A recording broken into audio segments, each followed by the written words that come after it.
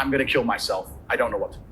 I'm out here genuinely saving lives. The world you now live in is so competitive that if you're not a competitive male, you're going to be perma-depressed. I find it extremely hypocritical that the system itself pretends it gives a shit about men's mental health. It will sit there and pretend it cares about all the men out there who are depressed, struggling, sad. But when I come along and tell them the only way I've ever found personally to be happy and contented, because I can only talk my personal story, is to become a man of status, to become successful, to go through pain, to use my trauma, to use the bad things that happened to me, to galvanize myself against attacks from the Matrix, as I've just proven I can easily weather. When I talk about men's mental health, they delete me. I thought you gave a shit about men's mental health. I'm the most popular man on the planet, and 90% of my content is not even about women. It's motivational and antidepressive. And you're gonna sit here and delete me saying that I'm bad for women. What about men? I thought you gave a shit. All of a sudden you don't give a fuck anymore, right? Just delete him, who cares? I had a man message me, a man emailed me saying that he was gonna kill himself. I get about 10,000 emails a week. I don't answer all of them, but I answer some of them. This guy, his email was so short that I believed him. Subject was, I'm gonna kill myself. The thing is, I know you won't reply. I'm gonna kill myself. I don't know what to do. That was the email. And I sat there and said, listen, my friend, I get a lot of emails. I don't know how serious you are. I want you to make me a promise. I'm gonna guess that you're not in the best physical condition you could be in. I want you to make me a promise that you're gonna get a six-pack first. Send me a picture of you with a six-pack. If you still feel like killing yourself after that, I don't know you. I can't tell you what to do. But I want you to get a six-pack first. Email me back, we start going back and forth, etc., etc.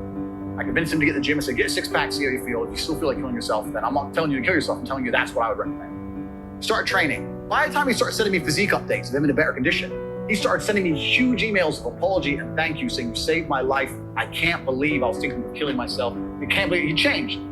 If that man would have emailed Logan Paul, would Logan Paul have given a fuck? Would have ignored the guy? You think he answers a single fucking email? He doesn't give a shit. All these fucking media figures, all these people who are good for the system, who are dancing on the devil and fucking sitting here talking about dangerous rhetoric and all the other bullshit. You think they'd fucking answer an email? They don't give a solitary fuck about the young men of the world. They would have left that man to die. And even if they would reply to him, what advice would they give? Go take antidepressants to watch my YouTube. They have no value to give the guy because they've never had a life of actual genuine struggle. I'm out here genuinely saving lives, genuinely saying to men, the world you now live in is so competitive that if you're not a competitive male, you're going to be perma-depressed. You don't have a mental disease. You're just in a competitive environment and you are losing. You need to become a competitive person. There's no easy way. It's gonna be hard, it's gonna suck. But if you get to Talk G, the name, if you get there, it's a life worth living. That's what I'm saying. And then millions of young men are going, wow, he's showing that you can be born from nothing, single parent on a fucking council estate in the worst town in England, be stabbed, come from nothing, and survive and end up with a multi-millionaire.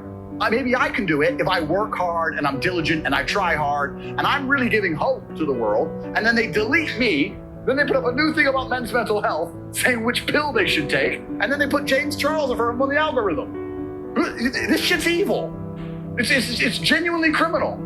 I have nothing but a positive force for the world. And this is what I was talking earlier about the hero's arc and the arc and the redemption, because I think that inside of human consciousness, people are very, very familiar with the idea of the arc of a villain turning into a hero. It's in the Bible, it's in every superhero movie. The guy starts off bad, he's crazy, he's too bad, we don't want him, he's a maverick, you can't control him, blah, blah, blah. Towards the end, you're like, where's Batman? Where's Batman at?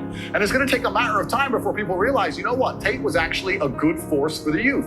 Perhaps he needs to create his message, perhaps he needs to take his newfound fame on board and change the way he says certain things. Agreed, I'm not infallible as an individual.